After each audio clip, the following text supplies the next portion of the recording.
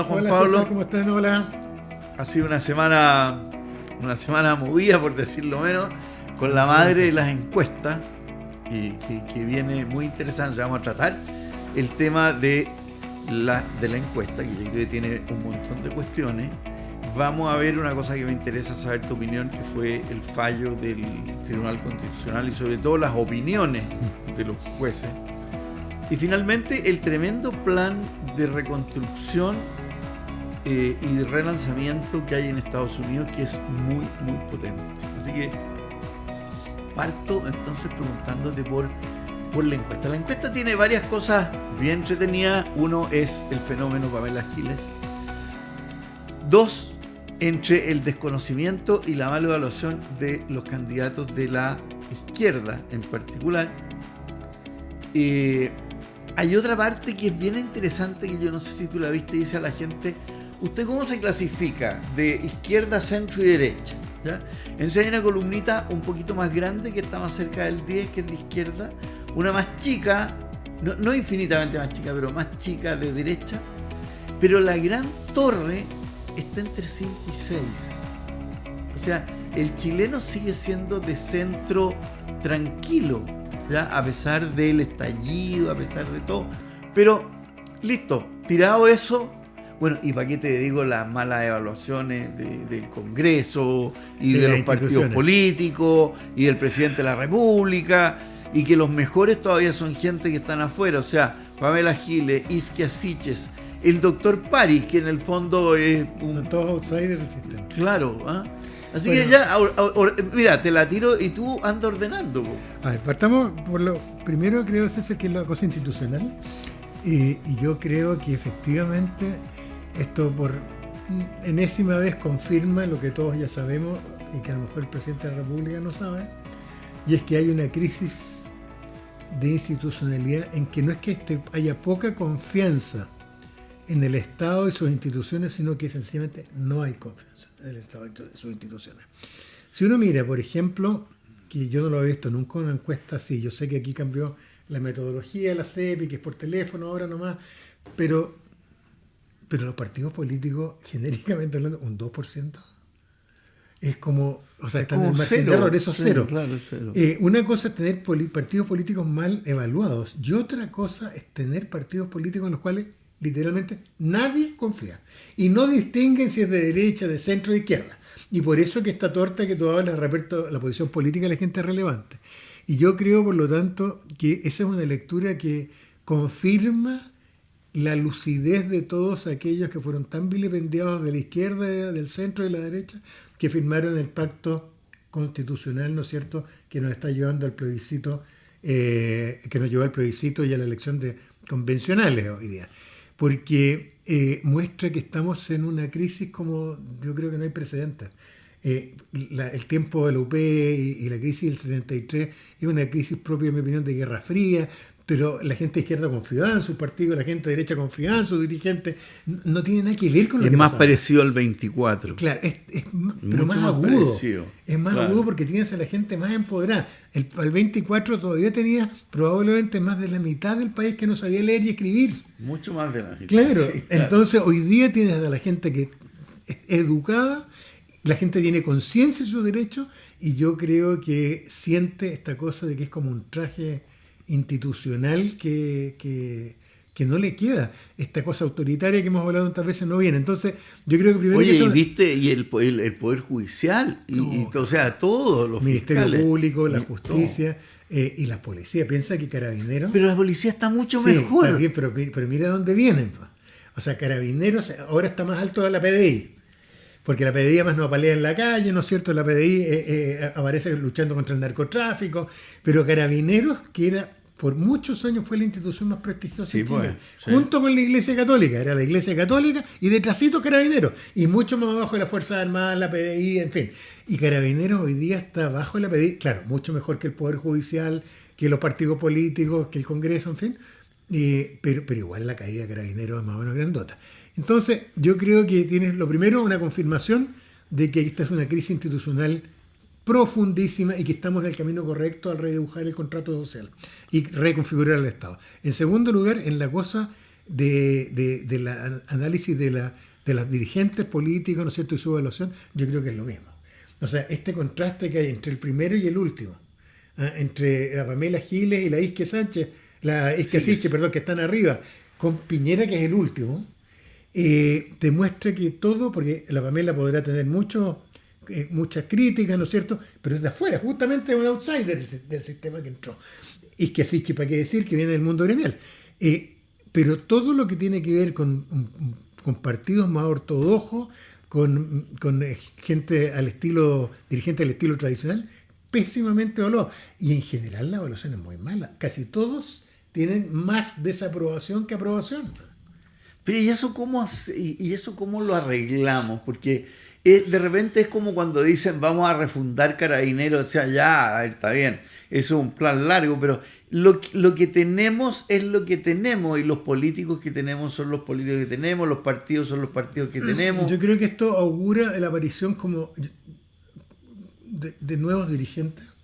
Yo creo que no vamos a poder recuperar a dirigentes antiguos.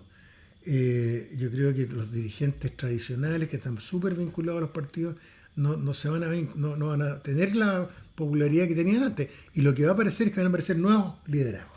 Y yo creo que el caso más visible es el de la Isque Sánchez. Ya, pero ella es una dirigente del colegio médico que le tocó protagonismo por la crisis, Está por bien, la pandemia. Pero la gente le cree. Porque la diferencia es que ¿qué pasa con Piñera? ¿Qué pasa, no tengo idea, con los dirigentes tradicionales de la democracia cristiana o del PS o de la UDI? No les creen. Al presidente de la República. ¿Y a quién le van a creer? Porque piensa tú que igual vamos a estar discutiendo una reforma constitucional, que al final van a ser los que van a mandar y los que van a llevar la batuta, no van a ser los independientes, lamentablemente, por cómo se armó esta cuestión, sino que van a ser de nuevo los conglomerados políticos. Yo creo que van a surgir liderazgos nuevos. Yo creo, por ejemplo, que dentro de los liderazgos nuevos que aparecen está Mario Desbordes. Yo creo que Lavín, que ha leído esto bien, yo creo que Lavín uno podrá criticarlo, pero que tiene buen ojo para ver la realidad, siempre lo ha tenido. Y yo creo que es lo opuesto a Piñera, un gallo súper conectado en la realidad de Lavín. Y por eso que se está reconfigurando Lavín. Y por eso la cosa de la socialdemocracia. Sí, ¿no? Él se está reconfigurando. En cambio, yo le tengo fe, fíjate, Jasna Proboste.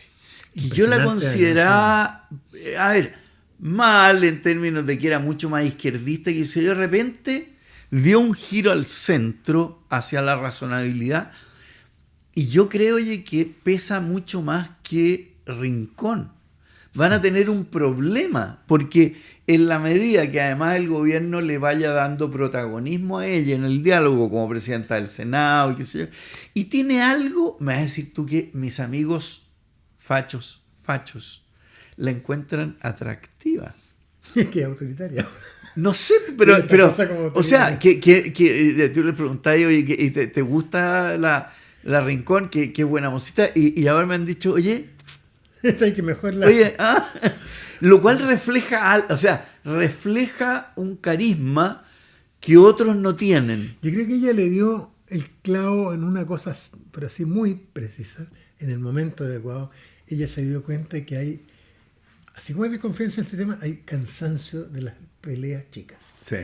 Porque además hay una intuición en gente de derecha y gente de izquierda, que aquí hay elementos comunes que no son de trinchera. Resolver el tema de los pueblos indígenas no es un problema de derecha o de izquierda. Resolver el tema de participación ciudadana a nivel territorial y de los narcotráficos, el tema y del la narco no es de izquierda o de violencia, derecha. claro. El tema de las regiones, el tema de matar el centralismo no es de izquierda o de derecha. Y ella yo creo que está agarrando ese tono, agarrando el tono y sabe que yo soy dirigente político y me voy a dedicar a producir acuerdos. Y en este tono tranquilo, relajado, anunciar al tiro que no es candidata a presidenta. Entonces yo creo que ella ha sido efectivamente, además tampoco rato, se lleva como un mes adentro, ¿no es cierto? Bueno, ahí hay una de las caras nuevas que yo creo que pueden funcionar dentro de un país que no tiene caras nuevas.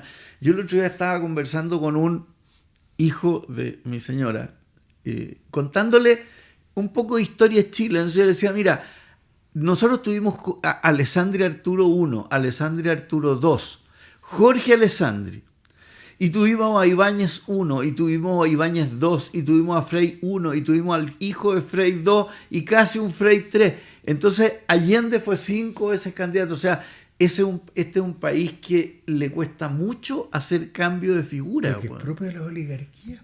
Sí, por eso, César, que esta conversación ha sido interesante, porque tradicionalmente uno discute las oligarquías desde la trinchera. Entonces la izquierda dice la derecha es oligárquica, la derecha dice sí, pero ojo, mira al lago. Y resulta que tú te das cuenta que hay un modo de actuar oligárquico en la élite política chilena y que tiene que ver con la repartición, con la repetición de los nombres, las familias. Es una oligarquía, unos poquitos que en cada área que hay que disputa por se toman el poder. Y se aíslan de la base hacia abajo y se produce lo que se llamaba la cocina. La cocina no es que porque nadie puede estar en contra de los acuerdos que son sanos, es la forma de llegar a los acuerdos, que es la forma de llegar a escondidas a los acuerdos sin preocuparte de la gente abajo. Entonces, yo creo, en resumen, César, que la encuesta muestra en forma brutal una situación que confirma que el que no quiera ver que los tiempos ya cambiaron, más allá de cuánto nos vamos a demorar en ordenar el país institucionalmente, y que aquí se requieren nuevo tipo de dirigentes, se requiere un nuevo tipo de participación y a propósito de lo que está haciendo Biden, que vamos a ver después, una reconfiguración de las relaciones de poder y del Estado en Chile. Y esto lo hemos hablado, César. Esta cosa de tener que de modernizar el Estado y reconfigurarlo. ¿Pero de dónde sacas esos nuevos personajes? O sea, yo lo que veo es, ¿qué fue la concertación? La concertación básicamente fue el ex Mapu. Sí, y cuando tú vas al ex Mapu, partido transversal, sí, eran del St. George, sí, eran de aquí, eran de allá, ¿te fijáis? Insulsa de St. George. No, pero todo, o sea, y los gallos de la democracia. O sea, estamos hablando de un grupo igual. Entonces, ahora los vamos a reemplazar por ¿quiénes? Es que yo creo que ahí va a haber varios quiénes. Yo tengo la impresión que en este Estado monolítico nuestro, teníamos un solo Estado. Versus, los que nos han visto ya saben que yo siempre uso el ejemplo de Estados Unidos, pero podría ser Suiza, o podría ser Canadá también.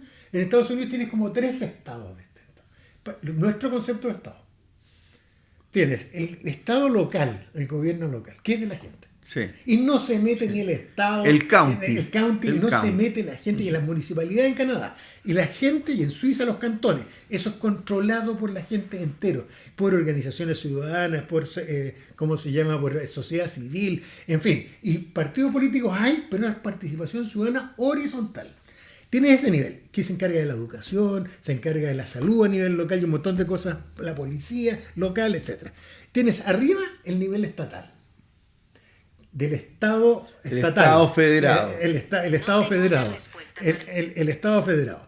Entonces, tienes ahí ya un nivel en que ya empieza a funcionar la política, pero mezclado con la cosa, pero es un nivel intermedio en que ya hay partidos políticos fuertemente y todo, pero todavía hay mucha incidencia del territorio. Estos condados tienen mucho poder y los alcaldes tienen mucho poder sobre el Estado. Y después viene el equivalente al Estado chileno. El Estado federal. El Estado federal, claro. Que es esta cosa, este mamut gigante arriba, muy alejado de la gente abajo, muy alejado, de la cual mucha gente le tiene susto. Ya vamos a hablar del librito que voy a mostrar, que justamente toca eso, el temor al Estado. Yo creo que en Chile una de las cosas que tenemos que aprender de Estados Unidos, de Inglaterra, de Canadá, es tenerle un poco de temor al Estado y de reticencia. Hay que buscar al Estado. El Estado nos da la garantía, es el que protege los derechos humanos, etcétera. Debiera proteger los derechos humanos. Pero el Estado hay que achicarle cosas, hay que agrandarle otras, y hay que reconfigurarlo, porque el Estado lo que no puede hacer es que se lleve la pelota para la casa. Entonces, en Estados Unidos, tú puedes, lo que está en crisis hoy día es el régimen federal, la parte federal arriba, pero el nivel local nadie está proponiendo cambiarlo. No. Entonces, en Chile tienes que crear distintos niveles. Lo que hicieron en el año 75 en España, César. Si se nos olvida a nosotros esa cuestión. Se fue Franco, ¿y qué es lo que hicieron? Poder hacia afuera, las provincias empoderaron la autonomía, crearon estatutos separados de la autonomía, cada autonomía, le dieron poder a las municipalidades, eligieron jurados, policías municipales, hicieron todo esto que hemos hablado. No, hicieron una transición muy limpia. Pero a partir de cambios institucionales. ¿Cuál es el error de la clase política chilena y de mi generación y la nuestra, César? Es que, para no echarle la culpa al resto, es que nosotros no nos dimos cuenta que en la transición había que hacer cambios institucionales más allá del senador designado. No, pero se nos olvidaron también otras cosas. Yo creo que a nosotros nos fue muy bien durante muchos años y guardamos reserva enormes reservas que aún no se terminan de gastar para cuando hubiera una emergencia. Y la emergencia era ahí, estaba. Esa era la emergencia era lo que hemos hablado tanto. Los prekinder, el Sename, las cárceles de Chile, las jubilaciones. Sí, mira, como de repente despierta el mundo y dice, fíjate que estamos dando mal las jubilaciones. Bueno, resulta que teníamos urgencias y nosotros nos estábamos preparando por una urgencia que era probablemente lo que había en la cabeza de los ministros de Hacienda de la época, una recesión mundial de algún tamaño. 29, claro. Sin darse cuenta que eso ya no iba a pasar, porque ya hay institucionalidades que no existe eso ya. Pero teníamos cosas por arreglar en la cual podríamos habernos gastado todo eso. Y no haberlo hecho así ahora que lo están haciendo a tontas y a locas y están desarmando también, yo creo, institucionalidades que son realmente una pena que se vayan. Tal cual. Oye, y aquí tenemos un segundo tema que me interesa especial tu opinión, que es el Tribunal Constitucional. Yo entiendo que no es una tercera cámara, hay otros países que también tienen Tribunal Constitucional. Aquí de alguna manera lo despedazamos cuando se puso una cuestión partisana, o sea, yo pongo dos, tú pones otro, el que pone el tercero, etcétera, etcétera. Es una institución interesantísima. Yo no sé si es bueno que no exista. Porque... A ver, es que hay que separar dos temas, César. Lo primero es justicia constitucional siempre tiene que existir. Y es imposible imaginarse que no exista. La duda es qué órgano ejerce la justicia constitucional. La ejerce los tribunales normales y, por ejemplo, la Corte Suprema, como era históricamente, lo hace la Corte Suprema, o lo hace un tribunal especial, que sobre todo... con mucha presión desde Europa, después de la posguerra, después de la Segunda Guerra Mundial, a crear estos tribunales constitucionales. En Alemania tienen. Claro. Entonces, las buenas noticias es que yo no conozco a nadie que discuta el concepto. Estamos todos de acuerdo que tiene que existir. Lo que hay discusión es gente que cree que debe ser un tribunal constitucional especial o que tiene que ser la propia Corte Suprema que tenga la jurisdicción constitucional. Desde ese punto de vista, yo creo, a mí en lo personal me da lo mismo. Yo, en esta cosa que he tenido de admirar el modelo en algunas cosas norteamericanas, a mí me gusta el modelo de ellos, que no hay justicia constitucional, sino que la justicia federal, sobre todo, tiene la capacidad de meterse en los temas constitucionales. Pero se genera de otra manera. Se genera de otra manera, pero en el fondo el concepto a mí me gusta, que es que todo juez tiene la capacidad de pronunciarse sobre la Constitución y puede señalar que esto es inconstitucional o lo que sea. Cuestión que en Chile se estableció una cultura que es rarísima, en la cual el único que se podía pronunciar sobre el tema, en mi opinión, era el Tribunal Constitucional. Pero bueno, yo creo que tiene que haber, pero me da lo mismo a mí en lo personal, si hubiera un Tribunal Constitucional. No es un tema para mí de fondo. Lo que sí pasó es que yo creo que es como escribir una serie de estas que recomendamos en Netflix nosotros, con la historia del Tribunal Constitucional en los últimos 3 años. Sí, sí, eso es. Pero es impresionante. Porque además las peleas han sido dentro de los propios sectores. Han habido peleas entre gente del mismo sector político. No es que sea, oye, aquí la izquierda se fue... Y cosas muy personales. Cuestiones personales, cuestiones de trato, parece ser, que no son habituales dentro de un sistema judicial en general muy autoritario, que no son extrañas. En este sistema medio monárquico que tenemos, como dice un profesor por ahí, de justicia en Chile, tú te topas con este reclamo por el trato, cosa que en otros países no se da tanto, el reclamo por el trato prepotente adentro, incluso a veces entre ellos. Y aquí hay algo similar en el Tribunal Constitucional. Pero yendo en concreto a lo que pasó ahora, en una institución que debe haber sido de las más desprestigiadas en Chile. Yo creo que... nos encargamos entre todos de desprestigiarla. Sí, pero además dio para hacerlo. Sí. Por las peleas, por los cagüines. Piensa que en este momento hay 3 sumarios administrativos. No, si no puede ser. O sea, para que un tribunal... Y filtraciones de un ministro en contra del otro, la prensa. Es una cosa intolerable. Pero lo concreto es que en este escenario débil uno esperaría que, estamos en un periodo de crisis, hay que cuidar la imagen, por lo menos. Y se produce este tercer requerimiento en que todos, y yo por lo menos cometí el error, de imaginar que el Tribunal Constitucional iba a repetir lo del sistema anterior. Y yo estaba viendo un matinal, las noticias de la mañana, en directo cuando llega caminando, ¿no es cierto?, Aróstica. El ministro Aróstica, y se detiene delante de las cámaras. O sea, venía a hablar, porque se detiene, en vez de pasar así con... Sí. Se detiene y dice, oiga, no sé, esta cosa no es fácil. E insinúa esta cuestión, a mí me corrió frío por la espalda, el tema de la admisibilidad. No, que las cosas han cambiado, el país no es el mismo. Y dice, y empieza a hacer dos cosas rarísimas. Uno, empieza a hacer una cosa que está prohibida por ley y por principio, que es anticipar antes de conocer lo que iba a resolver. Dos, el tema de mostrar cómo se daba vuelta del aire en una cuestión que a lo menos, incluso lo comentó uno de los periodistas que en la televisión que yo estaba viendo, de que a lo mejor esto lo estaba haciendo porque no querían ser un criterio político. Sí, ellos no querían ser claro, el pato a la boda no, y que el gobierno no le iba a tirar el cuento. Sí. Y así lo interpretó todo el mundo, y que por lo tanto ellos iban a cambiar de criterio con tal de no ser ellos imputados por esta cosa.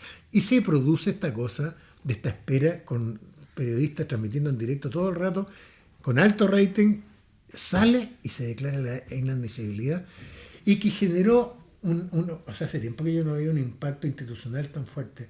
La sensación, no sé si estás de acuerdo. Claro, porque tanto la oposición como el gobierno creían que iba, sí, pues, que nadie lo iba a tenía duda. admitir. Lógico, claro. lógico. A lo menos lo iba a admitir, después podría haber otra. Pero declararlo inadmisible es una cosa que nadie se le pasó por la cabeza.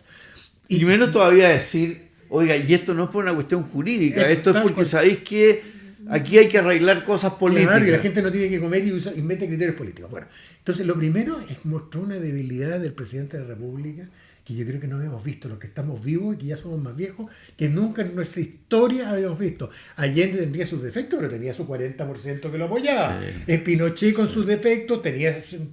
Nunca habíamos visto un presidente. Michelle Bachelet en sus peores momentos estaba en el 20%, 25%. Nunca hemos visto un presidente que tenía tan poco poder que lo dejaron. Esto como le aprendía de la luz al rey que está pilucho, ¿no es cierto? El Tribunal Constitucional lo primero que hace es prender la luz y mostrar cuán desempoderado está Piñera.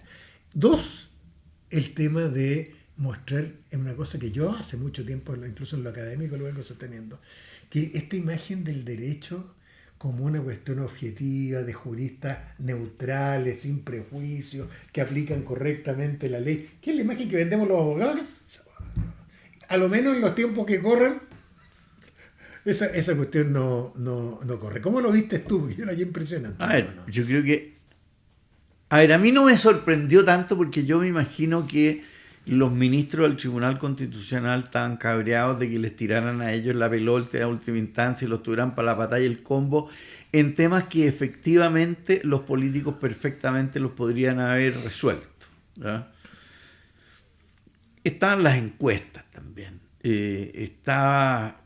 Aquí también deben haber miedos, tienen que haber, ¿no es cierto?, a que los funen, a que esto, que lo otro, que es una cosa que está pasando. La sorpresa del gobierno fue total y la de la oposición también. O sea, uno ve una oposición que dice, ups, a ver, pensemos el próximo paso. Porque muchos hubieran pensado, démosle en el suelo, que fue lo que pone la ultraizquierda. O sea, este es el minuto para echarlo. Y el resto de la izquierda dice, no, espérese. Sí, eso fue un error muy grave. Espérese, ¿sabe qué? No lo vamos a echar y vamos a llegar a transar. Y el gobierno, que no haya que decir, porque eso es un poco lo que nosotros vamos a respetar la Constitución, la legalidad, aunque no estemos de acuerdo. ¿Y qué más, digamos? ¿Y sabe qué? Le voy a poner un par de colgajitos para ver qué sé yo, pero que no resuelve tampoco nada. ¿Te acuerdas tú la sensación cuando uno veía boxeo antes? Cuando el tipo le pegaba el puñete, no hacia el suelo, pero quedaba con los ojos así, groggy le decían, claro, que quedaba como, así se veía Piñera. Pero ya, lo que pasa es que uno lo ve y se ve entero, no se ve... Sí, pero el contenido no fue capaz de articular una respuesta política. No, es que ¿qué respuesta política podéis dar? O sea, tuviste, a ver, yo creo que en su método él duplicó la apuesta. Eso. Y ahora no está jugando en el turf de él, digamos. Oye, ¿tú crees que va a haber, te tiro la pelota a ti, ¿tú crees que debiera ser cambio de gabinete producto de esto? Es que lo que pasa es que si hay cambio de gabinete, yo fuera de estos cabros me habría ido de cabreado, po. Pero yo creo que el problema no es el gabinete, po. ¿Ah? Sí, pues eso también queda a la vista. ¿Te fijáis? O sea, según lo que dicen los parlamentarios, que este es un tema que no escucha, que no quiere, que aprieta la mano, que da de a poco, en la medida que esté muy jodido suelta la cuestión. ¿Tú te imaginas, César, lo distinto que hubiera sido todo esto? lo tenemos grabado por suerte, para que no digan que es mentira, pero cuando nosotros después del 18 de octubre empezamos a decir, ¿sabes que aquí debería montarse un gobierno de unidad? Sí, po. A mí me ha llamado la atención. Lo que pasa es que yo creo que la oposición también dice, yo no quiero tragarme este pastel. No, a estas alturas, pero después del 18 de octubre ahí se podría haber hecho. Sí. Echarse para atrás, entrar en una especie de parlamentarismo de hecho, ¿sabéis que armeme un gobierno en que la agenda sea hacer sacar el país para adelante y no la gente de la izquierda y la derecha y producir confianza? Porque lo que hoy día tú tienes es que tienes este tremendo poder del poder ejecutivo y que no hay ningún apego ni confianza. Pero lo que pasa es que ya no tiene ese poder. Ya no tiene ese poder porque ya se encontraron resquicios, esta vez constitucionales, ni siquiera legales, en el cual el Parlamento puede doblarle la mano al gobierno. Incluso ya el Tribunal Constitucional tampoco es una barrera infranqueable. Al revés. Claro. ¿Te fijáis? Entonces, estáis en el peor de los mundos, en un presidencialismo que no funciona, con un parlamentarismo que tampoco funciona. Por eso yo la tengo fe. Hay dos cosas que a mí me tranquilizan y que yo creo que van a producir efecto inmediato en la Convención Constitucional, que es este cierto acuerdo transversal de empoderar a las regiones. No tengo idea si hacer federalismo o no, pero lo que sea, tenemos que tirarle mucho poder hacia las regiones. Dos, el tema de tirar poder hacia abajo, hacia el nivel territorial. Y tenemos que empoderar y transformar en espacios de decisión relevantes, participativos. Pero ojalá, Juan Pablo, no hiciéramos más cambios hasta que no llegue la Constitución. O sea, no, eso me refiero adentro de la Convención. Hoy día yo he visto parlamentarios de derecha que quieren el IVA diferenciado. Esa es la fuente de elusión de impuestos más grande que existe en la tierra.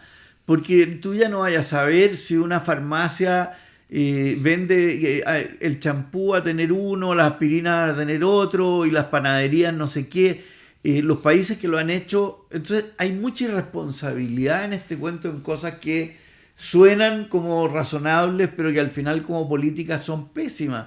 Yo creo que eliminar las AFP es un error, transformarla en un sistema político, algo que manejen aquellos en quienes menos confiamos. ¿Ya? Lo encuentro, fíjate que en una época el IVA fuimos los primeros en Sudamérica y casi en el mundo en tener IVA, y que fue muy bueno, o sea, y ahora quieren empezar a desarmarlo. Las AFP dieron malas pensiones, y eso es cierto. Más que culpa de las AFP y de su soberbia, fue culpa de todos los gobiernos que no le cambiaron la cuestión y que no vieron los hoyos.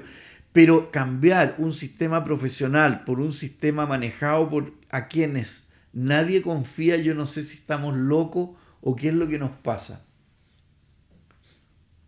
Tal cual. Vamos a nuestro último tema, que se nos va a acabar el tiempo. Bueno, Biden está haciendo un programa de trillones, ¿ya?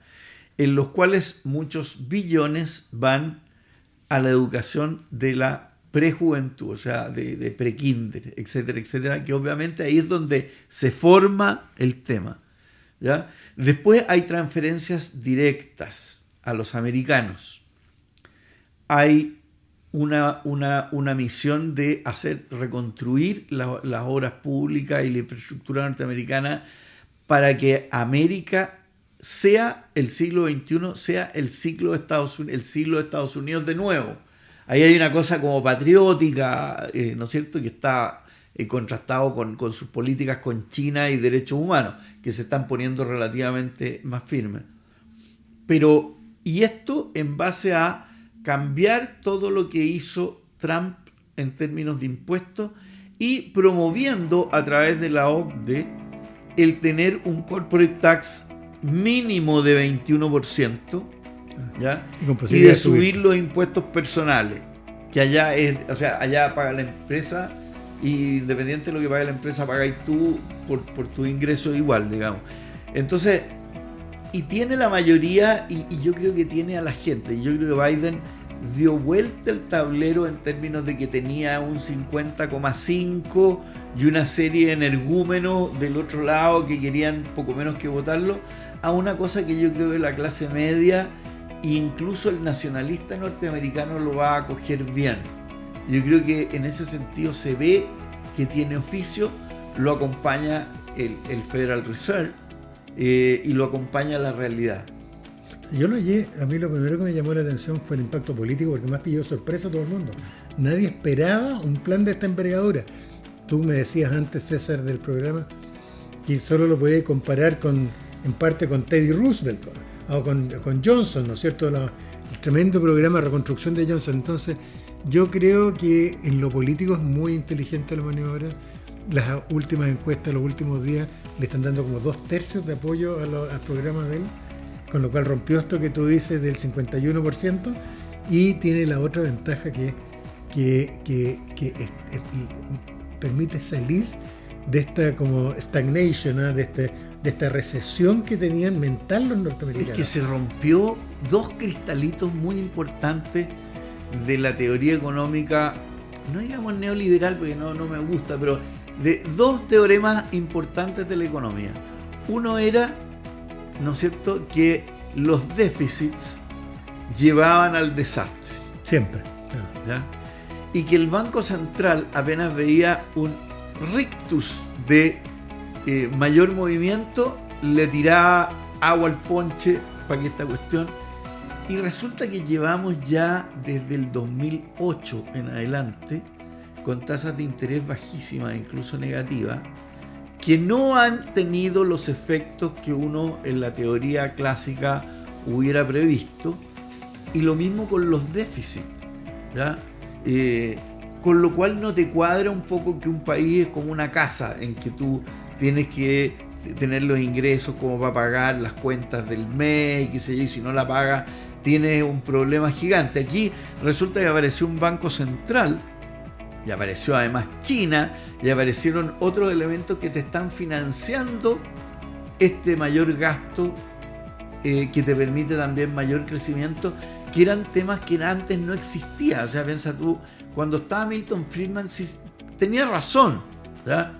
Pero no existía China, ¿ya? Y China hoy día es el que te financia el déficit norteamericano, ¿ya? Felices, porque ellos están exportando más de lo que importan y en base a eso están creciendo. O sea, aquí hay realidades nuevas que hacen que lo que hace Joe Biden hubiera sido imposible que lo hubiera hecho Reagan, Clinton o cualquiera de los presidentes anteriores. No, por eso que los tiempos están muy buenos. Por eso que tú tienes razón de que no es solo una estrategia política y económicamente sólida, sino que en los tiempos de hoy entra perfecto. Y permite destrabar esta cosa de trinchera allá en Estados Unidos. Bueno, se nos acaba el tiempo, así que vamos a tener que dejar aquí nomás el tema, pero vamos a seguir el tema de Estados Unidos. Esto va a seguir, se va a seguir. Que además tiene una cuestión interesante con Rusia. Así es. Su libro y su película. Mira, a propósito de los tiempos que corren, este es un libro, entre comillas, un panfleto, en realidad, técnicamente. Este es un librito que se llama El sentido común, de Thomas Paine. Personaje extraordinario, léanlo, está disponible gratis en internet en castellano. Y es cortito. Es cortito, son 40 páginas, se lee rapidísimo. Y este es un personaje extraordinario. Este es el origen de la izquierda, esto antes de la Revolución Francesa. Y este señor representa el área más progresista inglesa, tan progresista que es antimonárquico, se va a Estados Unidos, apoya a los norteamericanos en su independencia y además los convence que se separen de la monarquía y escribe este tratado sobre la república, un tratado más en contra de la monarquía, pero muy bonito en relación al origen de lo que es el progresismo liberal moderno. Acá está, con Thomas Paine. Y es equivalente un poco al papel que jugó Camilo Enrique. ¿Te acuerdas cuando le enseñaban en el colegio? Que escribía estos pasquines y sacaba estos panfletitos. Era la época de los pasquines. Era la época de los pasquines, esa época, que sacaban estos folletitos, pero lo recomiendo porque es parte importante de la historia y sirve para entender lo que está pasando hoy día en Chile. De película recomiendo, así como está Netflix, un equivalente a Netflix se llama Film In, todo junto, Filmin. Se puede adquirir, tomar por distintas plataformas, yo lo tengo en el teléfono, qué sé yo. Es bastante barato mensualmente y tiene puras películas clásicas. Y yo recomiendo hay un montón de western que vamos a comentar en los otros programas, pero yo recomiendo Los 3 días del Cóndor, que están ahí. Una novela clásica que ganó muchos premios de la Guerra Fría, de la época de la Guerra Fría, pero que muestra una variante de los temas de Guerra Fría, que es los excesos a que lleva los organismos de inteligencia de la Guerra Fría en cada lado. Y aquí es la CIA, una película con Robert Redford extraordinaria. Se van a entretener mucho, así que por favor miren Los 3 días del cóndor en Filmin. Ya, yo recomiendo una serie en Netflix que se llama Sitchell, que es la vida, son escenas de la vida de los judíos ortodoxos, pero en Israel, que es súper interesante. Y no es pesada, tiene drama, tiene una pila de cosas, pero que es otro mundo, es un mundo distinto. Tal cual. Y el libro empecé a leer, ¿ya? Cómo pillaron al lobo de Wall Street, escrito por él mismo, ¿ya? Que es también interesante de cómo en Estados Unidos también pueden haber excesos, pero como también hay una autoridad y hay gente que controla y las cosas no andan al loticuay, No hay digamos. que olvidarse, en Estados Unidos hay corrupción y hay harta, pero los pillan a hartos. Claro. No hay impunidad. Así es. Así que bueno. Ya, pues, están poniéndose cada día más entretenidos. No, y ahora podemos nuestros hacerlo días. en vivo y en directo. Y volvemos a hacerlo en cosa. vivo y en directo, lo que siempre es un placer. Así que nos vemos. Que estén muy bien, cuídense.